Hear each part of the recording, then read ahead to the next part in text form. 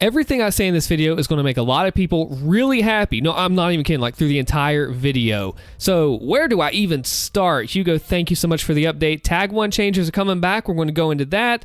The master levels are confirmed, more than you might think. There's a lot of information about that. The future DLC 2, oh man, there's so much to talk about. The nerfs, everything. Let's dive right on in. Okay, Hugo has said that most of the TAG1 changes are coming back, like the UACA intro.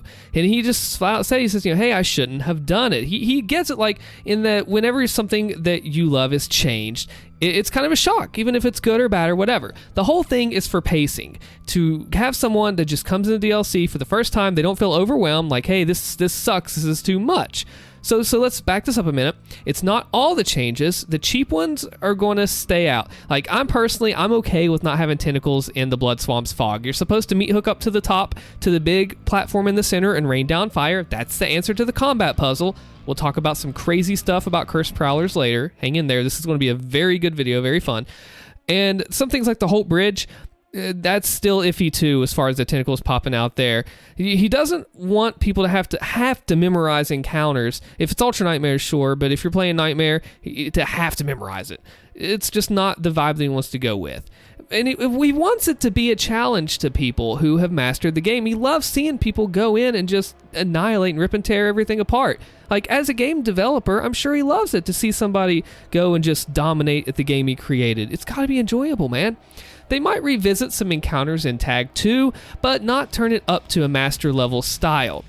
He agrees that they could have added more combat encounters from this. And all of this is from the Urdak Final Sin stream. Just so much information. Thank you so much, Hugo, for bringing this out to us. And I'm going to bring it to you today. So I've heard people talk about other things that could be confirmed, like, for example, a Cursed Prowler change and just other things to the DLC that just will make it feel better. There's some really cool stuff about Imora we need to talk about in regards to Tag 2 that when I heard, I was surprised. So it was meant to be fast like Art Complex, not like the Blood Swamp's puzzles. You're chasing after the Dark Lord. It's meant to be boom, boom, boom, go, go, go. And it's success. It does that. Now he said that, I'm like, yeah, I get that. I get the feeling. There is one room idea that they cut out, and I'm glad they did. I'm just going to be straight up. I think a lot of you will be glad that he did. So the idea was to have a combat puzzle where you have something in the room, you figure out, hey, how do I use this to my advantage? And then you use it. This room in Imora was going to have 4 Cursed Prowlers and 2 Mancubi that were up high off somewhere else, a hidden Spectre Whiplash, and 6 Blood Punch pickups. The idea being you use the Blood Punch pickups and you just beasted everything around and you completed the encounter. But QA said, that did not test well, brothers. Quote, Hugo, exactly from the stream. And you know what? That's just the thing.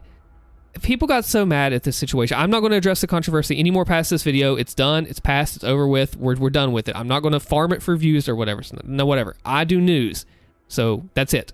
And entertainment analysis. So the master levels, we'll talk about that here in just a second. But he gets it. He gets the encounters. Some of them are going to change back. He agrees. He gets it and understands. Speaking of tough encounters, we just got a ton of master level information that'll blow your mind. So we're going to have... get ready for it. 1 master level next patch. Maybe 2. 1 or 2. They have some things under the hood that they're working on. That's where the master levels, they are meant to be a challenge for the top level players. So if you said the DLC was too easy, well, here you go. This master level is exactly what you're looking for. This is like the answer to your prayers of doom. This is it right here. Okay? So the DLC 2 master levels are not going to be on this patch, but maybe the next patch, hopefully. He wants to get it out sooner, of course, and especially given that everybody wants to play them. And people talked about this hammer, and we'll talk about the Dark Lord fight here in just a second. That you have to talk about it. And he talked about the hammer. They don't want to really change it too much. I mean, it could be balanced, sure, but the whole idea is you go into this DLC. DLC 1 was meant to push you to your limits. DLC 2 is a send-off.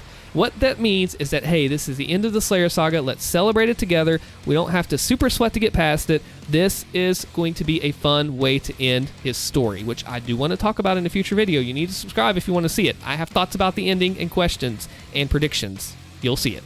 It'll be fun. So the DLC 2 master levels are meant to test the people who mastered the hammer. They get the hammer, they play these levels, and they're like, hey, this is too easy. This hammer is very powerful. And it is. That's worth a whole other video. There's so much stuff I want to talk about. Please subscribe to the channel, and you will not miss it. Okay, anyway. The DLC 2 master levels want to test the people who have mastered the hammer. throwing a bunch of bad guys. I'm curious to see how this works in practice, because just throwing in a bunch of enemies into a room doesn't make something work out, but I have faith. I'm trusting that they know what they're doing. They've known what they're doing for the past years now. This is id Software we're talking about. You got to be able to trust them. They care so much about what they do. Hugo does. I'm curious to see what they do, and I'm going to be right there day one playing it. So the thing about the master levels, they have to be careful doing them, because it's a layer over top of the base game. If they screw something in the master level, it can affect the base game, is what that sounds like. So you don't want to do that. When Super Gorness master level came out, it was buggy, for sure. No lie, it was. And that's just the thing. They get it, so they don't want to do that. It sounds like they don't want to do that again, and I don't blame them. So they're going to have careful QA, dialing it through, make sure they don't screw the base game, but they also have a challenge with the master level on top and adding new stuff in. I'm excited. So let's talk about the Dark Lord fight. We got to. So he said that they wanted to do more, maybe like a full-on mech. Maybe he turns into a dragon or something in another phase. I would have liked to see him come out of the armor and have some different things. Proteus talked about having multiple parrying, like Sekiro or something. I've not played that. I've played Dark Souls. I sucked at it. Got beat by the first boss a lot. But he said you have to do combos. Prote did, to be able to falter or stagger the Dark Lord. Cool. But the whole thing is, this is why none of this happens. They wanted to do more, but they were limited. This is just a DLC. Hugo said, save that big stuff for the main game. Basically, pull out your big guns on the main game. Speaking of guns, we need to talk about the Arachnotron here in a second. See what I mean? I'm gushing here. All right. So we want to do more with the Dark Lord fight. They have limitations. Basically, they're at home, and the pandemic thing going on, they're limited on what they can do. I get it. I understand. So that could get looked at in the future, possibly. You know, it's not off limits or anything. You know, the DLC just came out a week ago. It's fine. We got to give it time, man. We just got to give it time. And there's something else, too, in regards to the Arachnotron and the Nerf and Dark Lord and all that, is that people have said, well, why don't you just make like Classic Doom did and have different difficulty settings for it, and options and enemy counts and blah, blah, blah for the different settings. He flat out said that the game engine is not coded and designed and worked around that he would like to do it. Of course they'd like to do something like that, but if the game is not structured in such a way that they can do that, what are you supposed to do? I mean, if they can't do it, they physically, literally cannot do it. I get that. So they have to make it a thing that everyone can enjoy. A one-size-fits-all was his example. And when you have these limitations, you have to say, hey, look, this is what we have to work with. We have to consider, and this is a great point that he made talking about the community, is that you have people that they're diehard Doom fans, like they have been since the 90s like me, and they have just a base controller, none of the back paddle fancy things or whatever. I'm not great at controller myself, and they just play on Heart Me Play, and they just want to have some fun. You have to balance the encounters for them and the people who do Nightmare, Ultra Nightmare, challenge runs, blindfolded stuff. It's really hard. I've tried it before. So you have to, it's a careful balance. And then if you make the DLC to where only the top guys can play it, you screw the other people that want to just jump in for a fun time after work. The dads. He talked about dads. I loved it. Thank you. We'll get to that in a second too. So how do you balance it for everybody? You have to consider that you don't want to screw your regular guy playing it, but you also want to satisfy the big dogs, which master levels will do that. So in regard to difficulty and Nightmare, the Arachnotron, he talked about the nerf on the Arachnotron. What had happened was this was a really old character, old design that was not up to date with the current stuff, like not even the Maker drone. We're talking like this is an old build of an Arachnotron.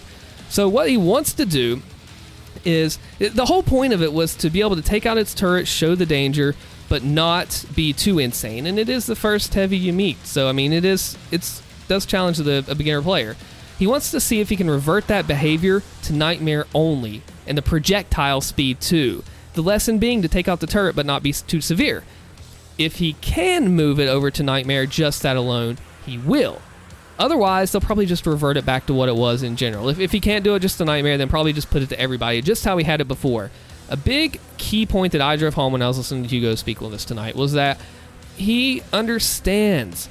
He gets it. And I really want to talk about this community stuff. There's so much in this video. So, the Marauder being burned down faster by the SSG, he said, is a bug. So let me explain what that means. So thanks to speedrunner Bowser, and I just want to give a shout out again to the speedrun community.